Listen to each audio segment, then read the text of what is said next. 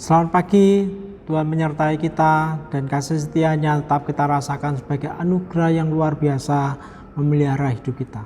Saudara kasih dalam Tuhan, kita akan belajar dari kitab Matius pasal 20 ayat 29 sampai dengan 34. Dan ketika Yesus murid-muridnya keluar dari Yeriko, orang banyak berbondong-bondong mengikuti dia. Ada dua orang buta yang duduk di pinggir jalan mendengar bahwa Yesus lewat, lalu mereka berseru, "Tuhan, Anak Daud, kasihanilah kami." Tetapi orang banyak itu menegur mereka supaya mereka diam. Namun mereka makin keras berseru katanya, "Tuhan, Anak Daud, kasihanilah kami." Lalu Yesus berhenti dan memanggil mereka. Ia berkata, "Apa yang kamu kehendaki supaya aku berbuat bagimu?" Jawab mereka, "Tuhan, supaya mata kami dapat melihat."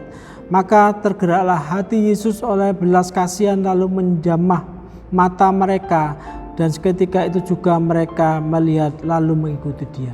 Saudara kasih dalam Tuhan, banyak kelemahan-kelemahan yang bisa muncul dalam diri kita. Ya, kita tahu itu menjadi sesuatu yang tidak menyenangkan bagi diri kita. Kita tahu bahwa itu membuat kita merasa terhalang untuk melakukan sesuatu yang besar, yang mungkin itu menjadi sesuatu hal yang kita inginkan. Saudara kasih dalam Tuhan, kita akan belajar dalam hal yang memberikan doa yang menjadi jawaban dalam keberadaan hidup kita. Kita butuh ketekunan untuk bisa berdoa. Sudah kasih dalam Tuhan, kita belajar dari dua orang buta di Yeriko ini. Yang pertama, kita bisa melihat bagaimana dia berkata, "Tuhan, Anak Daud." Ini adalah sebuah seruan yang sebenarnya sebagai penghormatan yang besar terhadap Tuhan, bahwa dia diakui sebagai Mesias yang diselamatkan, yang akan menyelamatkan, dan dia diakui sebagai Mesias yang berasal dari keluarga Daud yang dijanjikan. Ini juga penegasan kata Tuhan, itu juga penegasan sebuah ketundukan yang dalam terhadap Tuhan, bahwa dia adalah pemberi hidup, bahwa dia adalah Tuhan dari segala Tuhan yang layak untuk dimuliakan. Dan bagian yang berikutnya adalah pengulangan dua kali dari seruan, "Tuhan, Anak Daud, kasihanilah kami." Ini adalah doa yang diulang dua kali, dan di tengah-tengah itu juga ada penghalang dengan cara dihadik orang. Tetapi dua orang ini tidak mau berhenti untuk berseru kepada Tuhan. Saudara kasih dalam Tuhan, kita pasti akan banyak halangan dalam hidup kita untuk berdoa kepada Allah dengan berbagai hal. Misalnya apakah itu menjadi sesuatu yang membuat kita bosan. Tetapi kita diajarkan melalui cara ini senantiasa berseru kepada Tuhan. Itu tidak boleh menjadi sesuatu cara yang membosankan, tetapi menjadi sesuatu yang juga tidak boleh merasa ini harus berhenti karena ada orang sedang menghalang-halangi kita dengan berbagai cara mereka.